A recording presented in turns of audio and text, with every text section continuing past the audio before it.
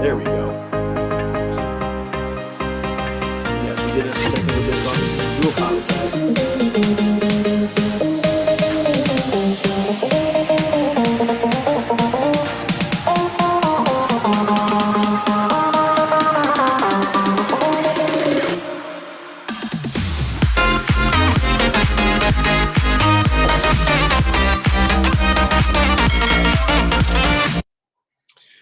All right, there you have it. That is our intro by C-List E-Man. And now let's get right into it. We are talking all about how Marvel, DC are not hiring as many fans of the comics anymore that they used to.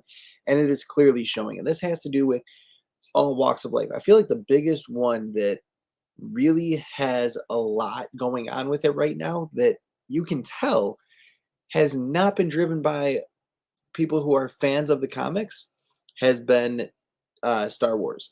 Star Wars has been a huge, huge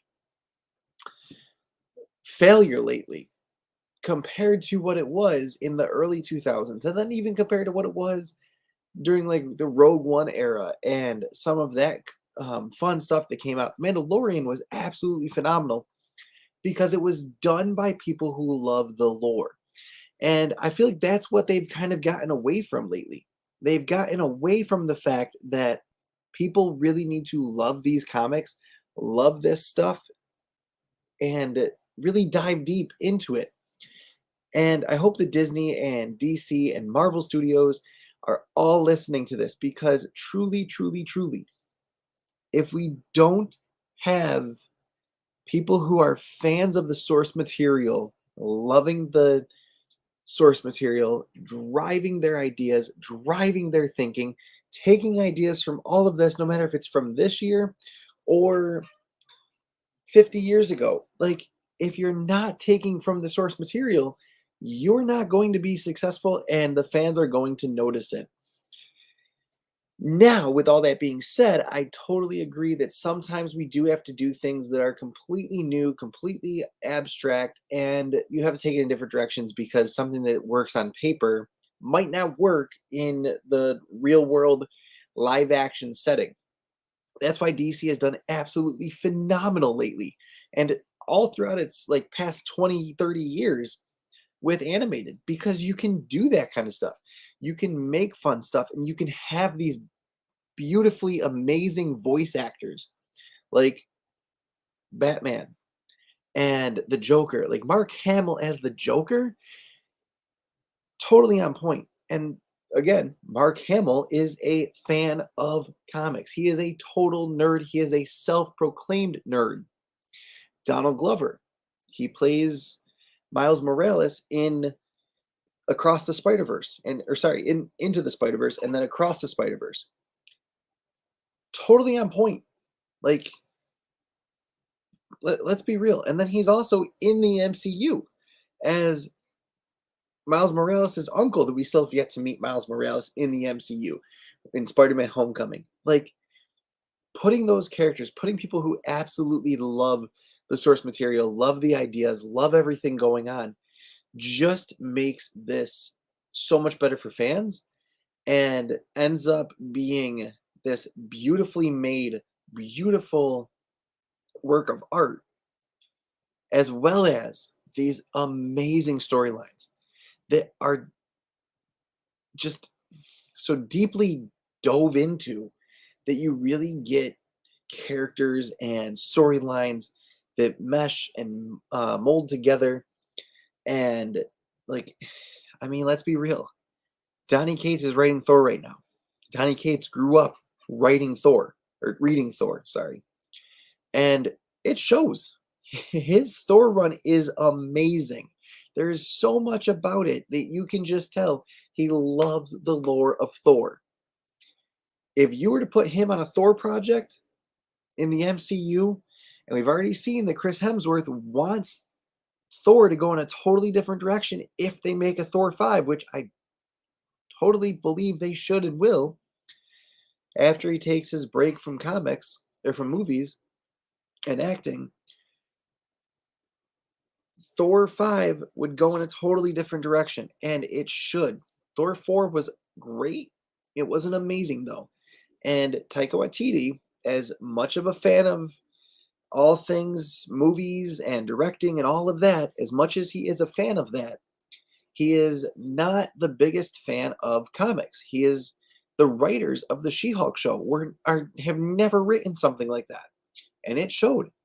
And then you want to take all of this out of context and say, hey, you know what? Let's sit there and it's okay because they're writers, they're screenplay writers, that like no big deal, right? Wrong. Like it makes all the difference in the world for you to have these amazing writers be part of the lore of the characters. If they're not a part of the lore, if they don't know the lore, if they haven't sat down and read the comics, be honest with yourself. Should they be writing it? I mean, be true. Would you put Gordon Ramsay as the executive producer on a Marvel TV show? Probably not. Would you put the Kevin Feige in Gordon Ramsay's restaurant? Probably not. Like, if you're built different, be built different. That's why DC was not doing the best. Because, yes, they had actors and actresses like Gal Gadot and Aquaman. Why am I drawing a blank? Jason Momoa, Henry Cavill. Like, those three are giant self-proclaimed nerds. Jason Momoa is a huge Lobo fan.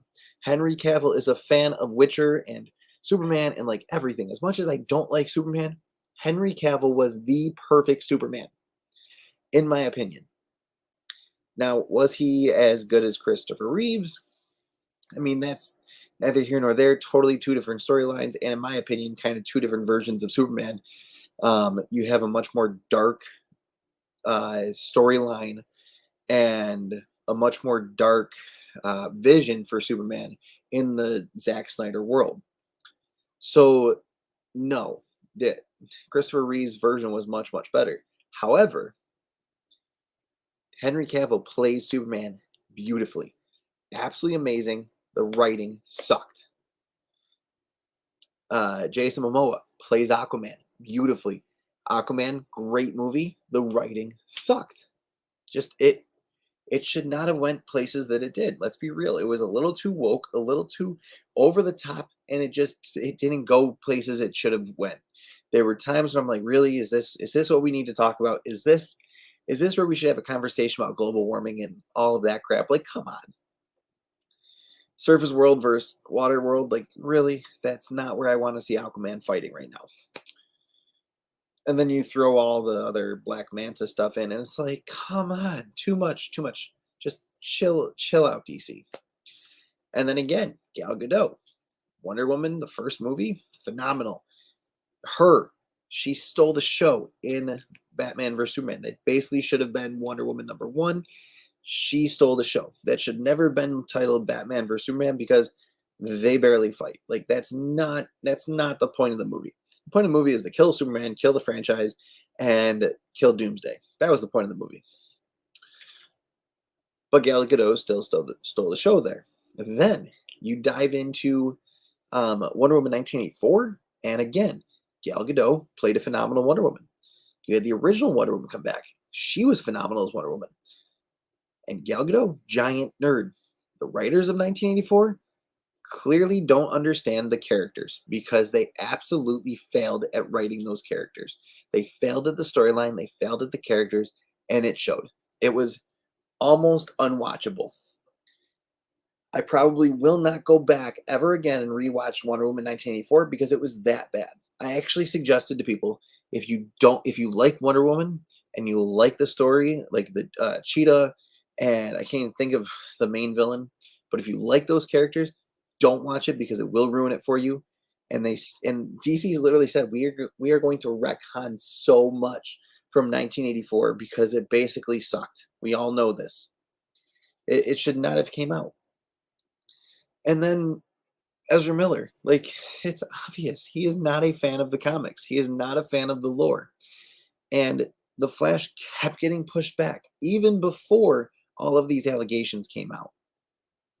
Like that just goes to show when you have people on a project who don't love the project, who are there for the money, there for the making of the money, like they just want to pump out stuff and they know people will go and they know people will enjoy it, but it's not going to be perfect. That's where that's where I sign off personally. I can't. I sign off. That is not where I am. Avatar Way of Water is the perfect example of this. I do not like things just to see, hey, we're just going to make this movie because we think we can. No, I want to see a movie that really dives into stuff, James Cameron. Like, I want to see something big and beyond and beautiful. The first Avatar movie was really cool, except for the fact that you used the Trail of Tears as basically a way to make money. That sucked. That was stupid. And then you have all this other stuff, all this other crap, like Star Wars, the Solo movie. You knew people were going to go see that because they love Han Solo. The Book of Boba Fett. You knew people were going to see that because for the 11 minutes he was on screen in the original Star Wars trilogy, people somehow fell in love with the stupid bounty hunter. Is he amazing? Yes. Is the character amazing? Yes. But, I mean, come on. He was on for 11 minutes, didn't have any dialogue.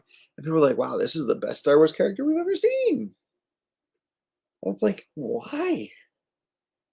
Why is Boba Fett this amazing character that we have to make a show about? And then we have the Bounty Hunter War that's this beautifully made comic book. Let's not use any of that. Let's instead take all of these stupid mopeds, trick them out with color, and that will be the gang that takes down Boba Fett. Oh, but wait, he's going to also side with them because they are going to side with him because my enemy is my friend, blah, blah, blah, blah. Like, stop. We're not stupid. Fans are not idiots. We're not just going to watch this because you label it with something we love. And that is the problem with Marvel, DC, and Star Wars right now. Honestly, and I'm a huge Marvel fan, not a huge DC fan. We all know this. I've said it multiple times. I'm not a fan of Superman. I'm a huge fan of Batman. I'm a huge fan of the Flash. But you got to give me the right Flash. You got to give me the right iterations of these characters, DC. Marvel, you can't be putting out stuff just because it's funny, Taika Waititi. Not pointing fingers or naming names. And then you've got Star Wars, like that. Just you're milking a dead cow at this point. Like, what the hell? And let's be real. None of that was needed. None of that was called for. So I don't know. My rant's over, but I feel like I had to do this because there's just been so much stuff coming out lately from all of these studios that has kind of diluted the market and in some sense basically made a lot of this stuff like, is it worth watching? When before it was like, wow, I really need to go see what's happening next with Marvel. I really want to see the next Christopher Nolan Batman movie. But now it's like, I don't know. Is this actually going to be good or not? Like Black Adam, come on. The Rock is a huge fan of Black Adam. He spent 15 years trying to get that movie made. And from what I've heard, I still have not gone to see it yet because I'm not quite sure I want to. The writing was not there. It wasn't there. And then you take another person who took almost 15 years to get a movie made, Ryan Reynolds, with Deadpool, and was like, here, this is what we're going to do with this character. Take it or leave it. I'm doing it no matter what you say. Just give me the money to make the film, Fox. And bing, bang, boom, the movie got made. He put a bunch of people in charge who knew what they were doing, who loved the character, who wanted the character to be successful. And guess what? Both Deadpool movies were a massive, massive success. Another perfect example, Shazam. You've got a wonderful roll of stars. You got a bunch of kids who know what the character is like. You've got all of these different writers who love the character. Giant success. There you have it. That's the formula. That's the formula that Marvel, DC, and Star Wars should follow. Now my rant's over. Now I'm done because honestly, I don't know what else to say about this, but we will have Spider's Lair and hopefully Alex here next week, next Friday. tune into that 10 p.m. Eastern. We're gonna rant about this some more because honestly, I really, really, really want to hear their opinions, and I hope you guys do too. Thanks for watching, everyone, and as always, stay nerdy, comic fam. It's been a pleasure, and go check out our merch. Can't wait to see what you guys have in store, and I will be showing off some Black Friday deals that I got over the weekend um, on Black Friday, Saturday, today, and tomorrow I will be going to my LCS to support them. Fortunately, I didn't get to make it there on Black Friday or Small Business Saturday, but you know, it is what it is, and they understand because Chet's a great guy. If you don't know who they are, make sure you go check them out. I always like to drop their name every time we can. Check out Rhino's Comics, both on Whatnot, Facebook, Instagram, and I think TikTok. I don't quote me on my last one, but go check them out. Chet is an amazing guy. Always willing to make a deal for people. Check him out on Whatnot because he does live shows all the time and straight from his actual local comic shop. And basically just ask him if he has something. He'll tell you what he wants for it or what he thinks it's worth. Make him an offer, and usually if you're willing to buy a bunch of comics, he'll make you a good deal. Friday and Saturday he was doing 20% off and was actually giving 25 to 30 to 35% off for some customers. I knew someone who longtime fan of the show, longtime friend of mine, walked in there and basically made this amazing deal with Chet and got a bunch of stuff that he probably would have never got. You know, like he's just a huge fan. He loves comics. He loves people. And again, when fans of stuff do things for more fans, good things happen. Thank you guys for watching. It's been an absolute pleasure. And can't wait to see you guys next week, and can't wait to see you guys in the comments during the week and all the shorts, live video or short videos, as well as the less long form non-live videos. Those 3 to 10-minute videos that we do every, like once a week or so. And just huge shout out to you guys because you guys are the best fans ever. Last I checked, we were pushing like 1,725 subscribers. I can't wait to see where that goes. We've just been growing leaps and bounds the past few months, and it's been an absolute pleasure to be a part of this because I didn't start this. This was not my brainchild, but thank you so much for growing with us. And as always, hope you guys have a great rest of your day. Loungers assemble. Make sure you drop that hashtag in the comments, and then hashtag Stay Nerdy Comic Fam. Drop that in the comments too. You never know what I might give away to someone who I find that as a comment. See you guys later.